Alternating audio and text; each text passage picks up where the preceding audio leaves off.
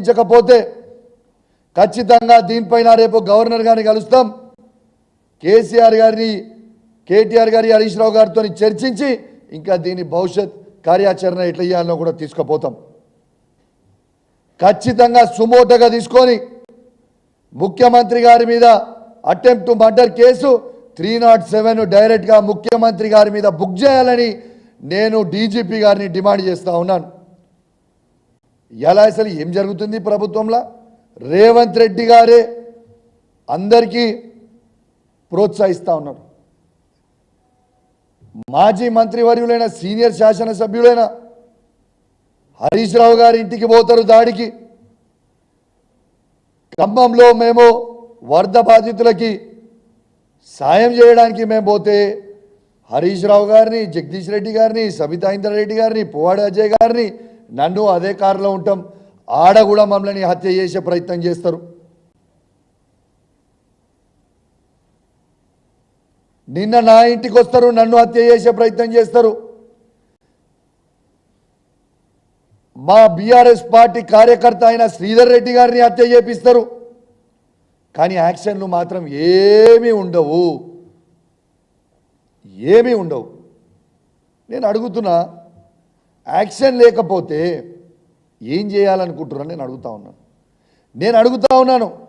Cyberabad CP గారు అవినాష్ మోహంతి గారు, మీకు చాలా మంచి పేరుంది, మీ కుటుంబానికి అద్భుతమైన పేరుంది.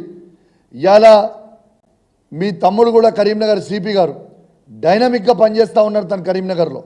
ఇలా మీరెందుకు తనలాగా డైనమిక్ పని చేయలేకపోతున్నారని నేను అడుగుతా ఉన్నాను. ఒక్కసారి జవాబు చెప్పండి. ఇలా ఒక ఏసీపీ గారు, అడిషనల్ డీసీపీ స్థాయిలో అడిషనల్ డీసీపీ గారు, ఏసీపీ గారు, సిఐ గారు ఎస్కాట్ ఇచ్చి ఒక శాసనసభ్యుని ఇంటికి కొట్టుర్రి అని చెప్పి పంపిస్తే యాలడ్ దాకా మీరు పోలీస్ యాక్షన్ ఎందుకు తీసుకోలేదు అని నేను అడుగుతా ఉన్నాను. Why did not you suspend the CI and ACP is my question. You answer to the state of Telangana. People are watching you. ఒక ఎమ్మెల్యే ఇంటి మీద ఇంత పెద్ద అటాక్ జరిగితే సిపి గారు ప్రెస్ కాన్ఫరెన్స్ పెట్టి ఏం జరిగిందో అనేది ప్రజలకి చెప్పరా? ఎందుకు జరిగింది అని చెప్పరా? ఇదా లా అండ్ ఆర్డర్ చేస్తూ ఉంటే?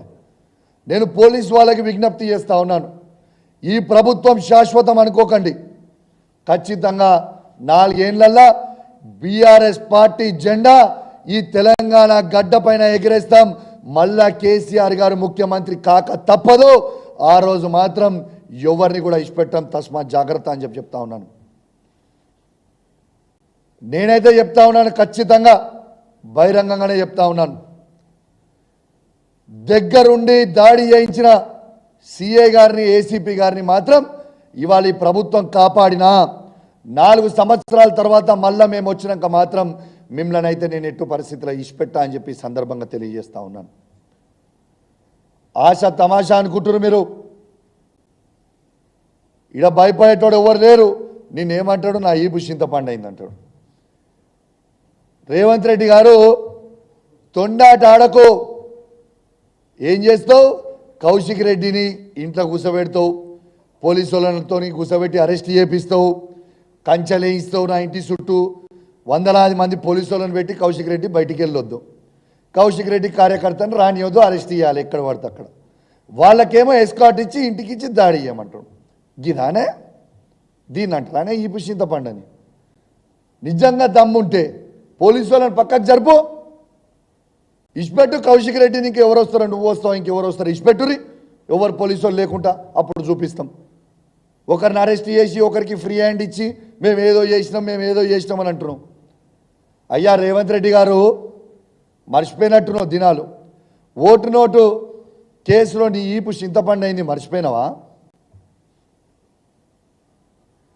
6 గ్యారెంటీలు అమలు చేయకపోతే మహబూబ్ నగర్ ప్రజలు నీ ఈపు చింతపండు చేసింది, మర్చిపోయినావా? గురునాథ్ రెడ్డి గారు నీ ఇంటికి వచ్చి నీ ఈపు చింతపండు చేసింది, మర్చిపోయినావా? రేపు తెలంగాణ ప్రజలు నిన్ను చీరి చింత చెట్టుకి కట్టేసి నీ ఈపు చింతపండు చేసే రోజు వస్తుంది దగ్గర. ఎందుకు తొందరపడుతున్నావు బిడ్డ? ఖచ్చితంగా అవుతాయి, ఖచ్చితంగా అవుతుంది. నువ్వు ఎన్ని చేసినా ఎంత